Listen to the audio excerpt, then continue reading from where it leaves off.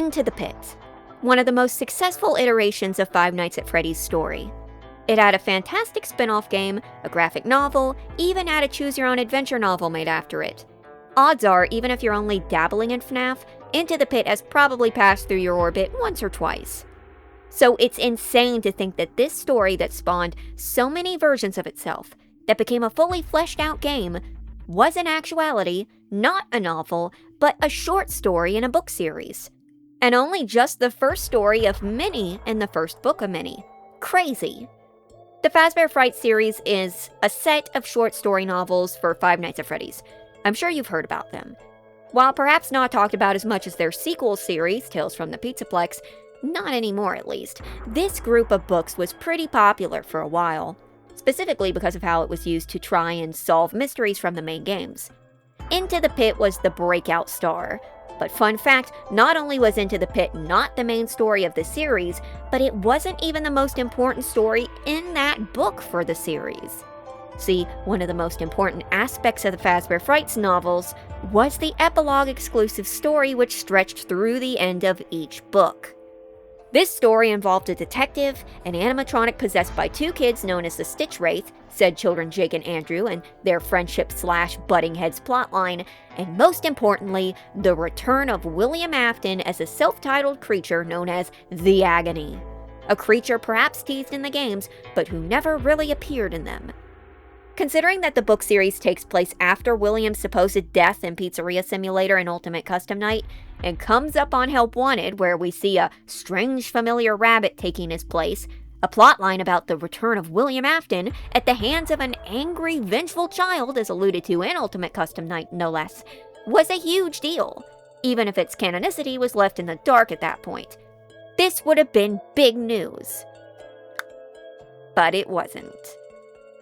Because about halfway through the epilogues, right after Afton's reveal, he was abruptly dethroned by a semi-new character known as Eleanor, an identity thief who looked like Circus Baby, acted like the Mimic, and in the end, wound up being part of the reason the big ending was botched big time after taking the role of Big Bad from Afton.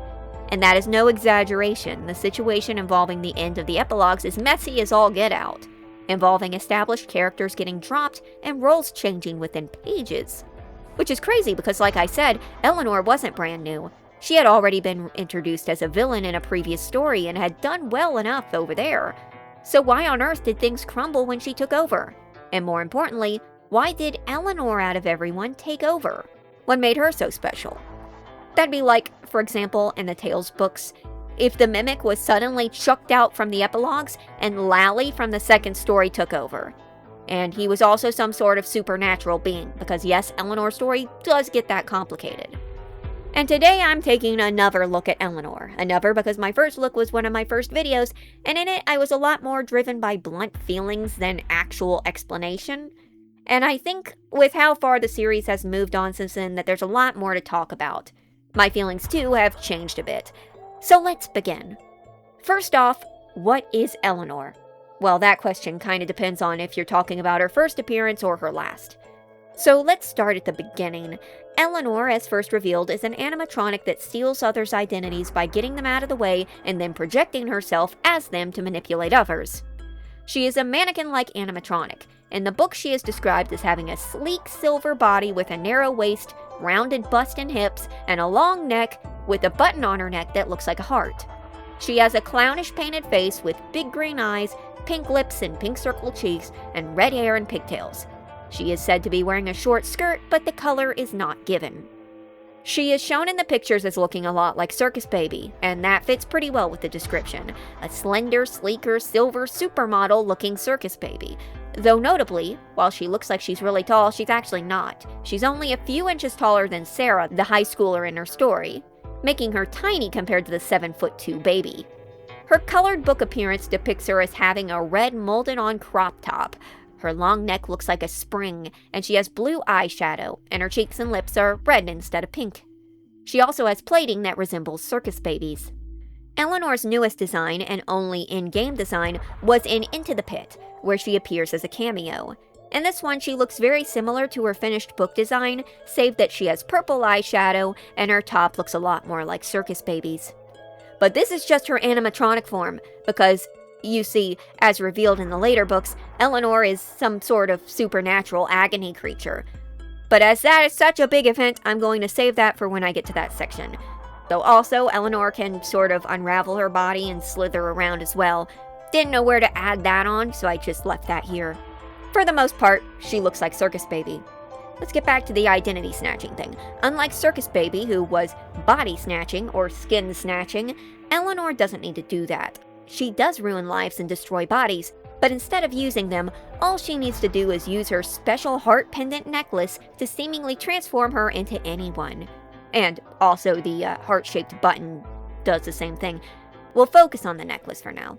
It can change her appearance in an instant, or even turn her invisible if needed. And there doesn't seem to be a requirement to make it work. She just needs to know what someone looks like, and bam, she can look just like them. What is this magic? Well, it's connected to Remnant and Agony, and seemingly illusion discs, though in the books, while acting like an illusion disc, it's never said to be one. Alright, assuming that you're not super familiar with Fnaf, I just walked past two heavy topics that need a bit of context. The illusion discs and Remnant. Illusion discs are small machines that were used in the Silver Eyes trilogy to cause hallucinations and masking. They were made by Henry, Emily, and William Afton, with Henry's functioning better as William seemed to cause side effects such as nausea and disorientation. The illusion discs themselves were a little inconsistent, because they're initially introduced as basically filling in the gaps of what you think you should see. Think Freddy's a monster? He looks like a monster. But in the fourth closet, the discs can also cause a stable, deliberate illusion, as Circus Baby looks like Charlie, even when John doesn't believe she is. Eleanor's silver locket does something extremely similar to this. By wearing the necklace, someone can basically make themselves resemble anything in a blink of an eye. Eleanor uses it to resemble people, other animatronics, make herself go invisible, as with the Ella situation I will cover later, and basically shapeshift at will. But the thing is, the necklace isn't an illusion disc. It's instead seemingly made out of Remnant. So what is Remnant? And this is important because this is part of Eleanor's key desires and drive. Remnant is a rather mysterious substance in Fnaf.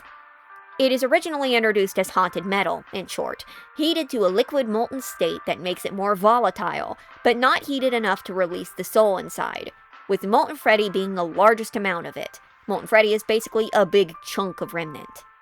But it's in the short story books where Remnant is given more power. This necklace is powered by this stuff, and it allows Eleanor to change her appearance, and also the appearance of others. It's also able to keep people alive when they should, by all accounts, be dead. And Eleanor wants this Remnant. Why? Well, we shall find out when we unravel her big plan. And let's also briefly tackle Agony, since it's also very important to the conversation. Agony is basically a haunted fuel created when someone suffers and dies. A lingering haunting caused by someone suffering. Something may be haunted not by an active soul, but be created by the hatred they left behind. Or at least, that's how Dr. Taggart, the scientist who coined Agony, saw it. He saw emotions as having energy, and that agony was the most powerful one. And apparently he was right, because we are introduced to Andrew, a restless, angry soul of a child who Afton killed, who instead of moving on, attached himself to his body, and then later infected a bunch of animatronics, toys, and elsewise with his anger. Seemingly.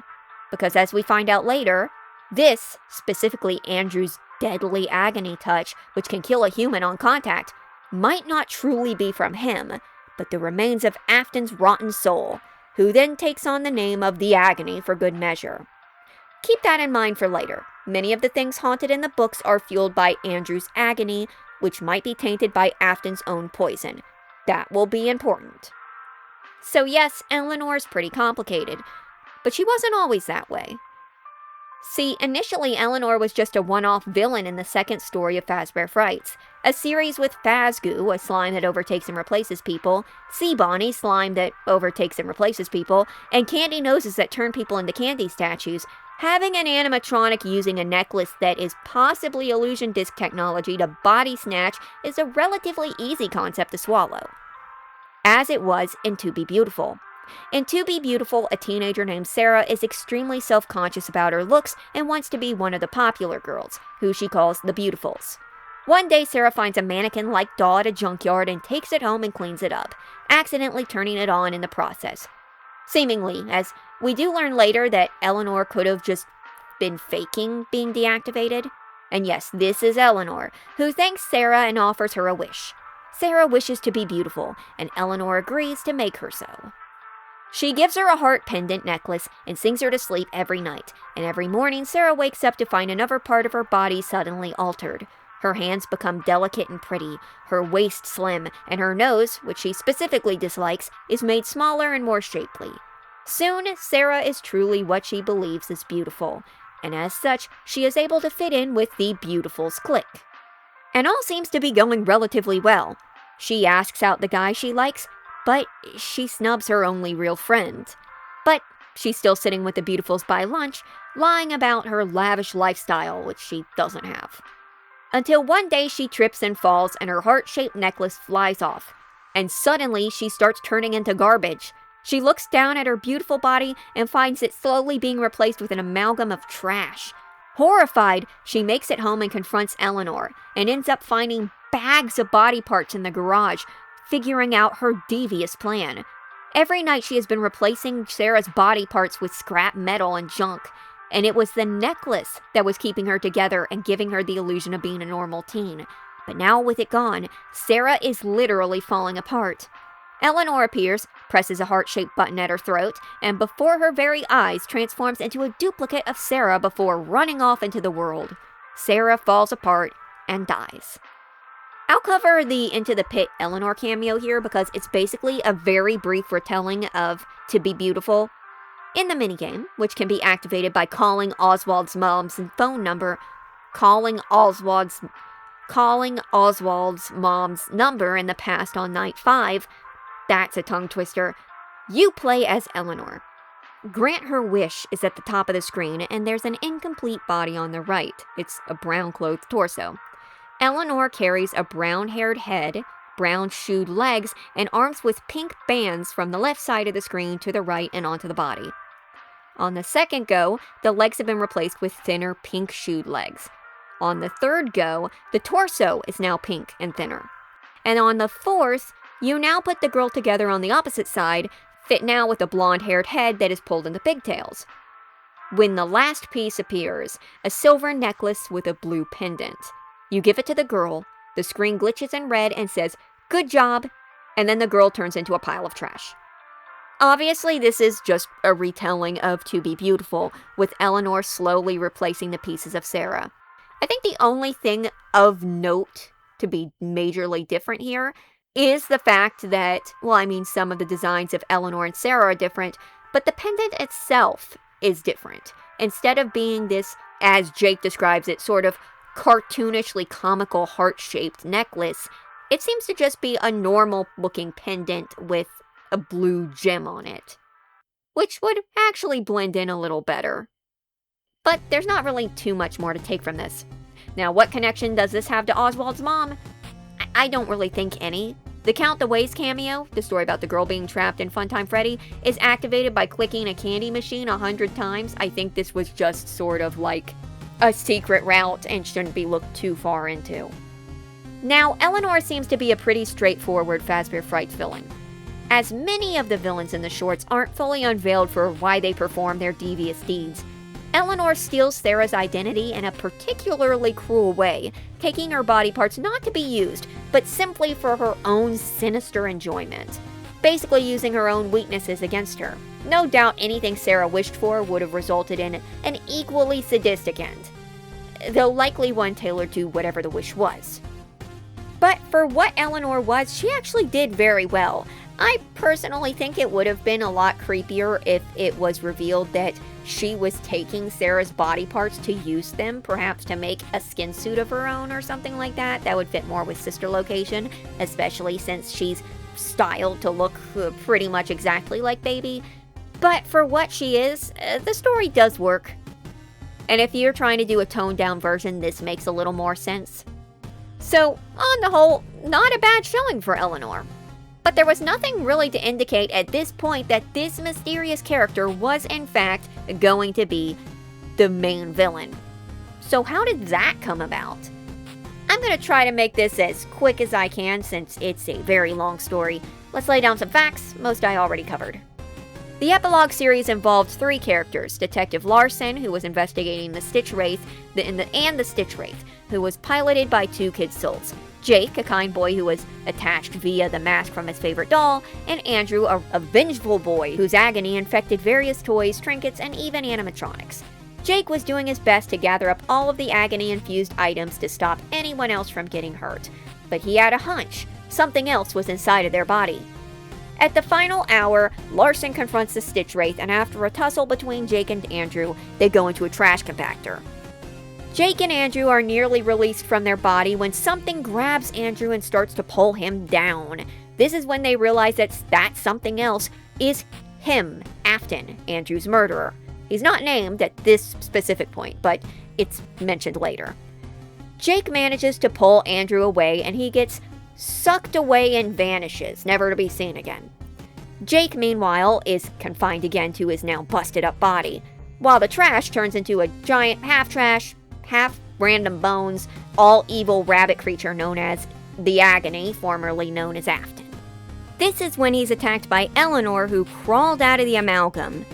She starts to sort of suck the agony out of him, and while she does, he recognizes the, quote, same evil he'd fought in the trash compactor, only this evil felt stronger, like it was the core of what Jake had sensed in the things Andrew had infected. This is important, remember that. After this, Eleanor leaps back and is reabsorbed by the Agony.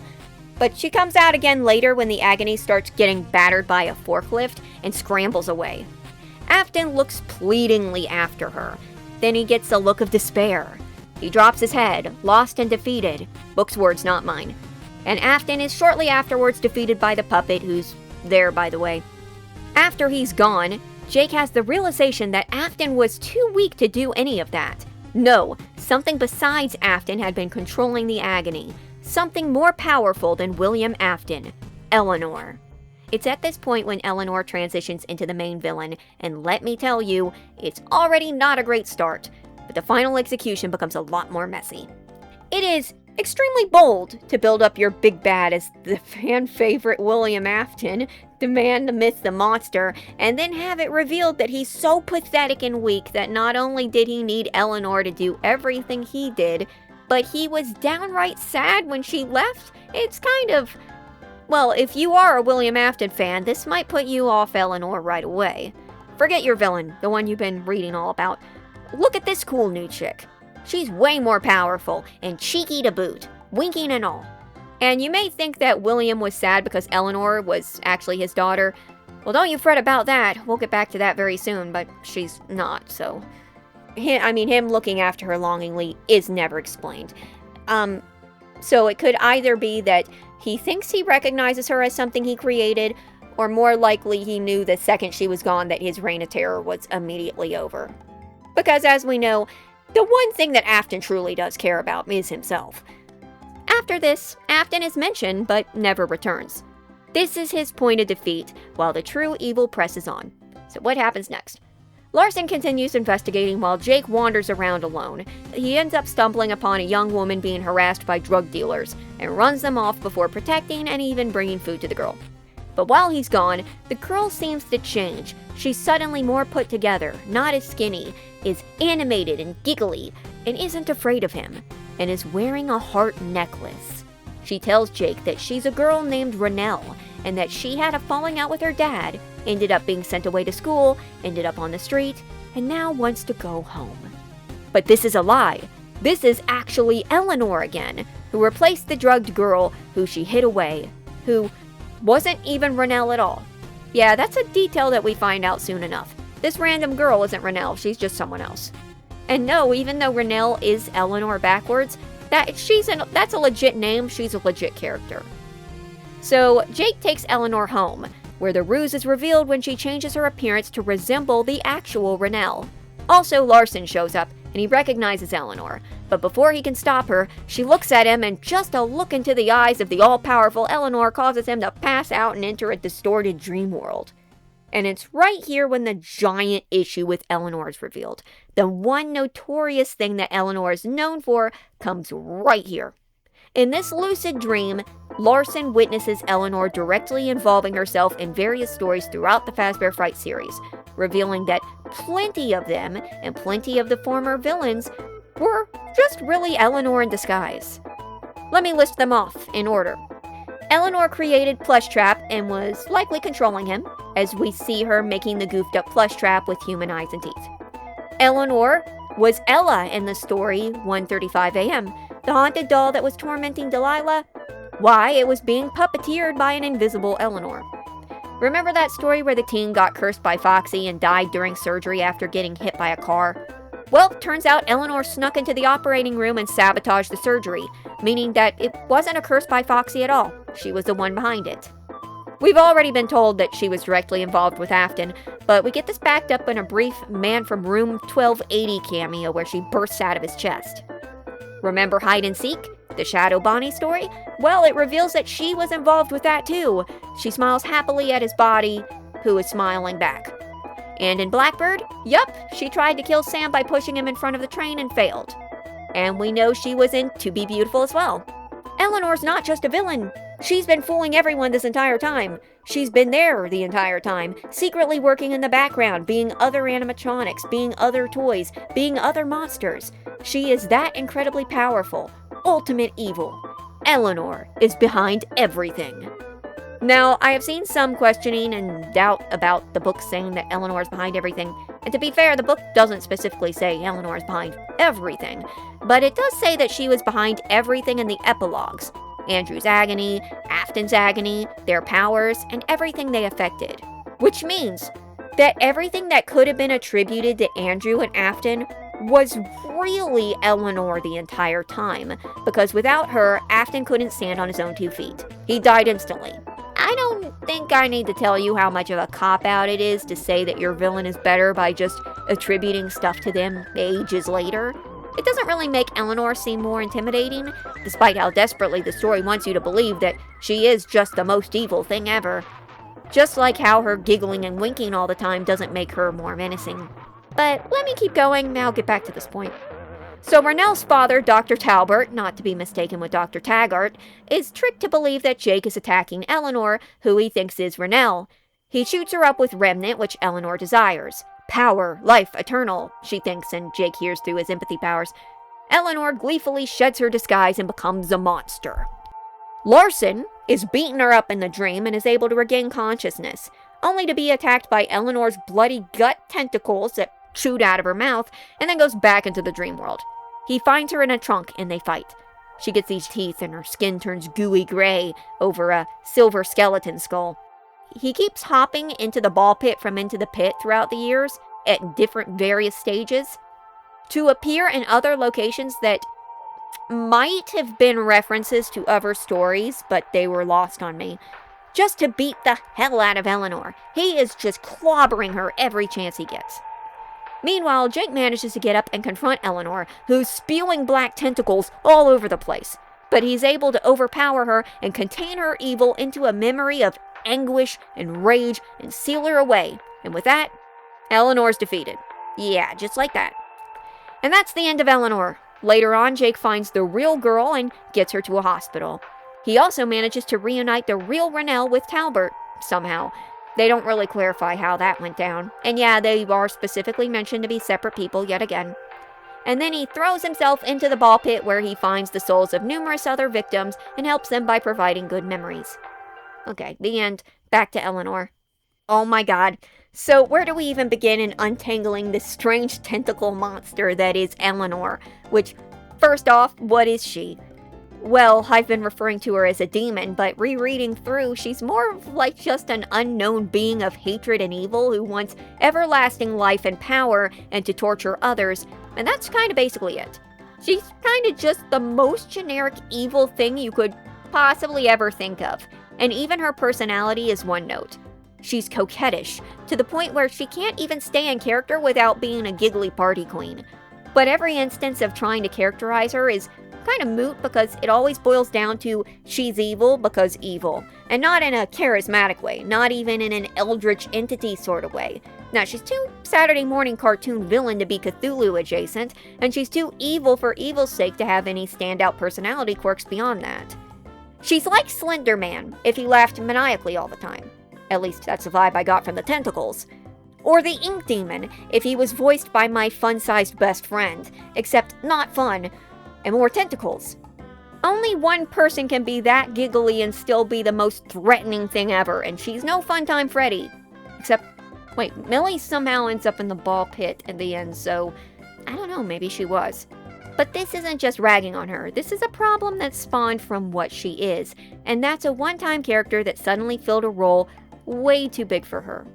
A lot of Eleanor's problems only stem from trying to make her seem more impressive to take the reins from Afton. Let's lay it all out here. After being built up, Afton was tanked considerably. He is repeatedly alluded to being weak, frail, and useless. The books tell us that without Eleanor, he couldn't have done anything on his own. Andrew, too. Andrew is said to have been being used by Afton, who really was being used by Eleanor. 2. Eleanor is revealed last minute to be a bunch of characters and be in a bunch of stories that she had no business being in, making it very possible that she was behind every single incident in every book and that they just weren't all covered. We know that she is at least behind everything involving Andrew's agony and the haunted objects. 3. Eleanor is revealed to be so powerful and cunning that she can change appearance in an instant, overpower everybody, and even so much as look at a human, and that can cause him to get knocked out and dragged into a dream world where she can then torment him. Everyone is helpless and defenseless to her, well, until they get a decent crowbar in hand. Then it becomes Silent Hill rules. All of this is just to convince the reader that Eleanor is the baddest of the bad, but the thing is, these don't make Eleanor look better. They tend to actually make her look worse. They kind of feel silly when you look at it from a distance, you know? That you had to basically give her credit for things she didn't seem to do to make her seem more involved. That you had to make Afton a wimpy, defeated corpse man to make her seem more impressive.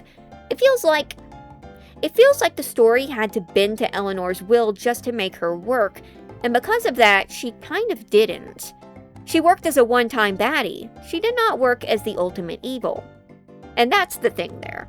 Is Eleanor the worst Fnaf character? No, but she is one of the worst executed characters, and that includes Vanny, because while Vanny was botched by how much of her was cut, Eleanor's upgrade from one-time villain to main villain just wasn't executed right. But we're not done here. Let's start with the whole Circus Baby and Ennard connection. So Eleanor seems to be some sort of recreation of Fourth Closet Circus Baby mixed with Ennard, and I don't mean that in an in-universe way, I mean from outside looking in. She's not Elizabeth, Jake seems to confirm that she was never human, but she still is the slender, feminine, supermodel baby who uses something to give her the illusion of being other people, while having the slithering body, possibly wire tendrils, and body horror of something like Ennard, while being neither of those characters. It's odd. Especially with the moment where Afton looks after her longingly. By all accounts, while he might have built the body, she's not his creation. She's also assumedly not Talbert's either. Even though she somehow knows Renelle's backstory, she's not Renelle, even with them having flipped names. And she only knew Taggart because she was also in Fetch, since Andrew and Afton were moved from Fetch to the Stitch Ray through the battery pack. So even where she came from is completely bamboozling. Which comes to my point. There's really no reason she needs to look like Baby. She could have had her own design and probably would have looked better. The Circus Baby aesthetic only succeeds in making the whole thing a lot more confusing, because it feels like she's a reference to an older character, and parts of her are, but also she's trying to be her own thing, and you can't both be a character from before and try to establish yourself as your own unique thing. It just will get too muddled together. Speaking of confusing, she might have been planned to appear in Security Breach. In Security Breach Fury's Rage, we see a pod in the Vanny level that shows an android woman with pigtails, and considering when this was released to when Fazbear Frights was being published, was that Eleanor? In the Vanny level? Was Eleanor going to be in Security Breach? Well, I don't know, and so much of the initial story was kind of scrambled and cut that maybe she had a place or maybe that was just a random callback. I can confidently say that odds are we'll never know. Then there's the Mimic, and I gotta say, I blame Eleanor specifically for me having trust issues with the Mimic, like when it first showed up. Because by Secret of the Mimic has proven itself as a capable villain. It feels like the complete opposite of Eleanor, despite them basically being the same thing at their core. They're villainous mimics and body snatchers, or identity snatchers, who appeared in the epilogues of a short story book series, where they were unstoppable forces. But again, night and day differences. Unlike Eleanor, the Mimic has a fully fleshed out backstory, a reason for existing, and reasonable weaknesses. There's no looking at someone and then just them passing out. The Mimic is simply an out-of-control machine. While his goals are still somewhat obscured, as of Secret of the Mimic, we know what he's trying to do, and it's less evil for evil's sake and more learned rage. Plus, while his personality is less explicit, it works in this case because he is sort of a hollow husk that emulates whatever he gets in contact with, and in a way that's almost compulsive. Sometimes he's goofy, sometimes he's clumsy, sometimes he's bitter and sadistic, and sometimes he's just plain mad. But he's not just laughing all the time. I'm not here to say that the Mimic is so much better than Eleanor, but I can say that Eleanor as she is likely couldn't have worked as well as Mimic has. I mean, I still have mixed feelings on how he was introduced in the sort of juggling to get to this point, but I don't think Eleanor as she is could have fit as well into her own game. Mimic made a comeback, but I don't know if Agony Demon Tentacle Monster Eleanor would have been able to make that same comeback. If only because the backstory that would have been established from her wouldn't have been nearly as grounded as the Mimic's was. A robot that is told to emulate someone who accidentally emulates the wrong person is savagely beaten for it and then learns hatred through that is a little more grounded than this sort of demonic robot that is able to immediately make itself look like anything. But at the end of the day, Eleanor isn't just a bizarre case, she's a warning. Not for us, obviously, not even for the characters in the books and games. She is, instead, a warning of what can happen when a character is expanded beyond what they are made to do. Eleanor was an effective villain for To Be Beautiful. She matched the themes, she got the job done, and to be blunt, would have been fine coming back to return for the role. But the moment she had to become a major villain, something went wrong. She wasn't just a conniving body snatcher anymore. She had to become this unexplained demon connected to Afton, the scientists, the main character, Agony, and Remnant. She had to be behind everything to make her feel more important. She had to be the biggest bad there ever was. No one ever was. And instead, it just made her look kind of like a big sham. A bit of an embarrassment of a plot device. Having a one-off character suddenly be introduced as an entity behind nearly everything while being directly touted as better than Afton, smarter than everyone, with a laundry list of powers that seem to have no limits is something that would be poked fun at in many cases. It was a rough call. And that's where the Mimic comes in. As of Secret of the Mimic has really come into his own.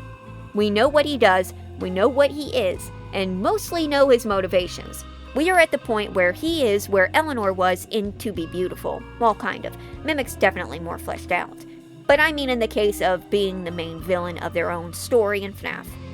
And the Mimic is being set up as this current big bad of the franchise.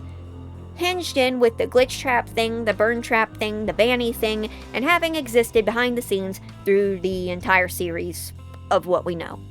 And right now, that's fine.